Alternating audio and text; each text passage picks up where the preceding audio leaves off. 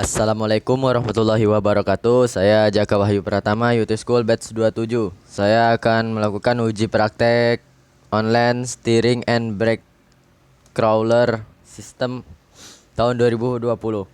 Oke, kita langsung pertanyaan STB crawler 1 pertama. Yaitu di sini pertanyaannya jenis atau tipe dan identifikasi komponen. Kemudian jelaskan cara kerja steering tersebut. Oke. Ini bisa kita lihat adalah tipe dari brake crawler tipe hidrolik ya. Hidrolik tipe spring load 1. Nah, spring load 1 atau biasa disebut SL1. Di sini bisa kita lihat ini ada yang ini yang besar ini ya. Ini piston. Ini pistonnya, ini piston. Ini piston. Nah, ini piston. Nah, kemudian ini ada spring. Ini ada brake. Ini ada disc and plate. Dan ini ada outer drum. Ini ada outer drum dan inner drum. Inner drum ya.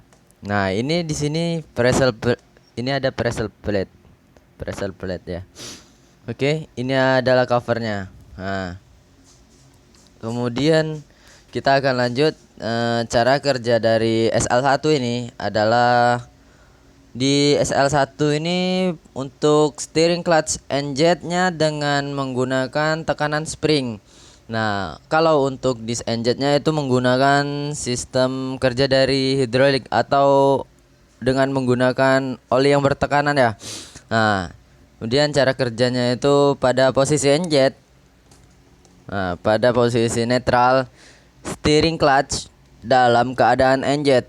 Nah, atau disc and plate merapat. Disc and plate ini merapat. Nih, merapat ya. Kemudian dan kekuatan tekanan spring di mana spring akan menarik pressure plate. Spring ini akan menarik pressure plate ini. Nih. Nah, menarik pressure plate untuk menekan dan merapat clutch sehingga tenaga putar dari bevel gear shaft diteruskan ke final drive. Bevel gear shaft itu yang di sini. Yang nyambung dengan piston. Oke. Bevel gear. Kemudian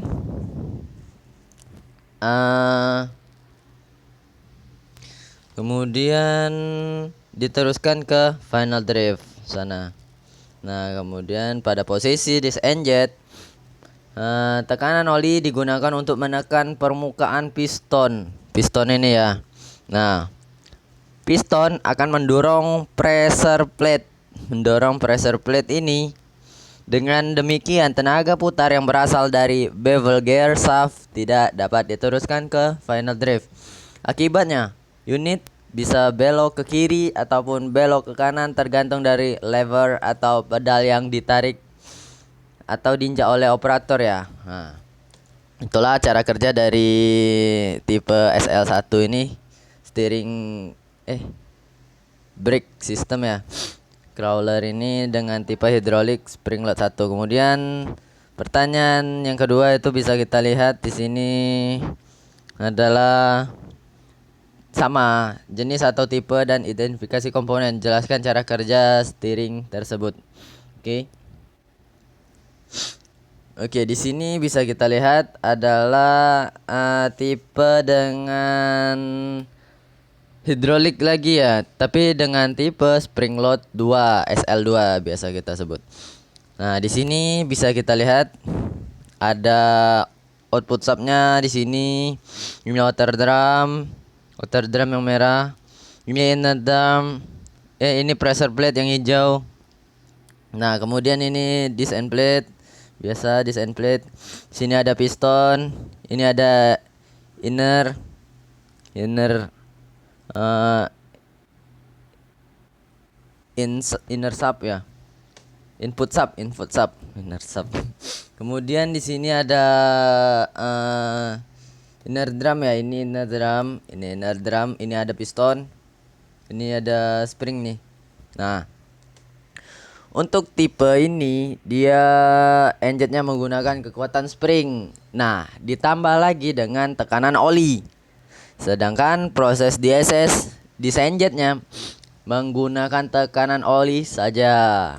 Nah, kemudian cara kerjanya SL2 ini adalah pada posisi engine di mana steering lever tidak diaktifkan sehingga disc and plate pada steering clutch saling menekan. Nah, ini disc and plate-nya saling menekan. Nah, kemudian tekanan oli masuk melalui melalui sini ya. Di sini nanti. Nah, dari input sub. Nah, dari input sub dari sini ya, dari sini masuk, olinya menekan dan mengalir ke ruangan depan atau kiri piston ya, untuk mendorong piston ke arah ke kanan. Piston ini jadi ke arah ke kanan. Nah, kemudian sekaligus membawa pressure plate dan menekan clutch sehingga disc and plate akan merapat. Tekanan oli tersebut membantu tekanan spring yang mendorong piston ke arah kanan. Pada posisi demikian, tenaga putar dari bevel gear sub diteruskan ke final drive. Kemudian pada posisi engine, disc and jet maksudnya. Tekanan oli akan masuk melalui sini ya. Port sini, jadi dia masuk dari input sub ya, tadi salah. Tadi masuknya dari sini. Nah, dari yang merah ini. Kemudian ini masuk dari input sub. Kemudian masuk ke ruang belakang atau kanan piston. Nah, masuknya dari sini. Jadi sehingga mendorong piston ke arah kiri sekaligus membawa pressure plate dan merenggangkan clutch ya. Akhirnya si disc and plate ini akan merenggang. Untuk merenggangkan clutch hanya menggunakan oli ya, yang mendorong kekuatan spring ini. Nih. Nah, mendorong kekuatan spring. Hanya oli, jadi masuk dari input sub ya, bukan inter. Aduh. Sini mendorong si piston. Nah, kemudian disc and jet. Oke, kita akan lanjut pertanyaan ketiga. Oke, kita akan lanjut ke pertanyaan yang ketiga. Oke, di sini pertanyaan ketiga ada identifikasi komponen yang ada di gambar. Oke.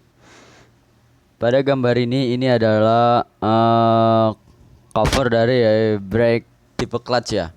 Yang tipe clutch ini di sini adalah covernya ya. Kemudian di sini ada bearing ini bearingnya. Kemudian untuk menghubungkan shaftnya ini yang ini untuk menghubungkan shaftnya. Nah, kemudian di dalam covernya ini akan terdapat return spring, disc and plate, spring, kemudian piston. Nah, kita tidak bisa melihatnya karena ini ada di dalam. Kemudian kita akan lanjut gambar yang kedua ini. Ini adalah terdapat bevel gear ya ini. Ini terdapat bevel gear. Kemudian ini adalah pinion gearnya ini nih ya. Nah, kemudian jadi fungsinya ini untuk meneruskan putaran dari transmisi ke steering clutch ya. Fungsi dari bevel gear ini untuk meneruskan putaran dari transmisi ke steering clutch. Kemudian pada gambar ketiga ini adalah bisa kita lihat control valve ya. Ini adalah control valve yang akan mengatur aliran oli ya, sehingga akan mengatur proses inject dan disinject clutch atau biasa dikenal dengan modulating valve ya. Nah, ini berfungsi untuk memodulasi. Untuk bagian kanan ini ya, bagian kanan ini untuk tempat pengejasan. Nah, kemudian kita akan lanjut. Pertanyaan keempat. Di sini pertanyaan keempat ada identifikasi pekerjaan yang ada di gambar, kemudian sebutkan komponen pada gambar, kemudian komponen mana yang fix dan mana yang bergerak ketika dilakukan penyetelan brake. Oke. Nah, ini adalah tipe brake band tipe ancor ya, ancor. Nah, di sini kegiatannya melakukan pengejasan brake. Oke. Kemudian pada gambar kiri ini ya. Nah, kiri ini yang atas ini adalah levernya. Ini adalah lever. Ini lever.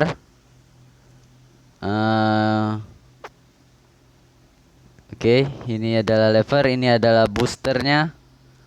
Itu adalah booster. Kemudian bisa kita lihat lagi ini adalah rodnya ya. Nah, itu adalah rod. Kemudian di sini dalam hijau ini ada rod juga. Kemudian yang ini adalah brake band ya, atau brake lining. Nah, yang hitam. Nah, kemudian di sini ada outer drumnya yang warna kuning, outer drum. Kemudian ini piston ya. Ini pistonnya. Nah, kemudian pada rod yang hijau ini ya, rod yang hijau, rod dalam hijau ini sebagai penerus tenaga dari booster. Nah, untuk merapatkan brake band,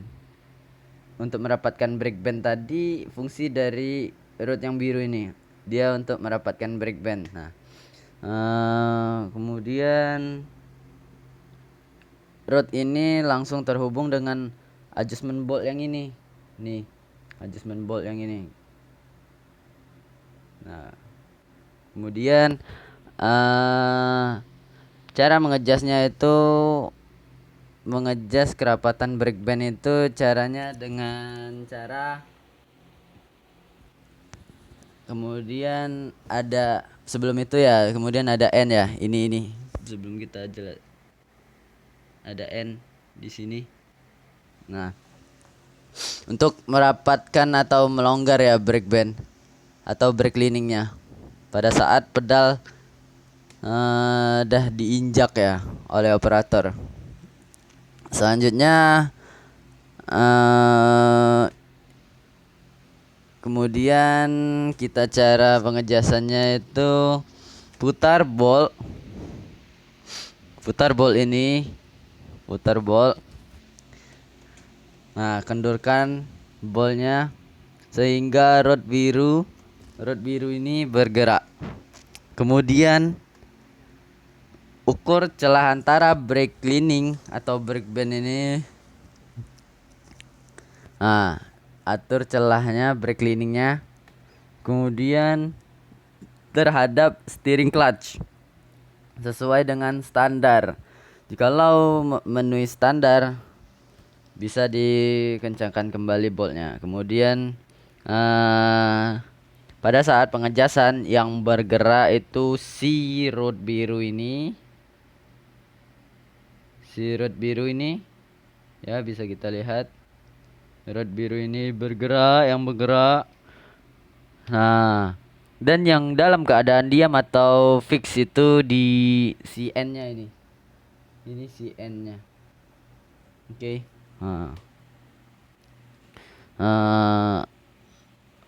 Selesai. Sekian dari saya. Wassalamualaikum warahmatullahi wabarakatuh.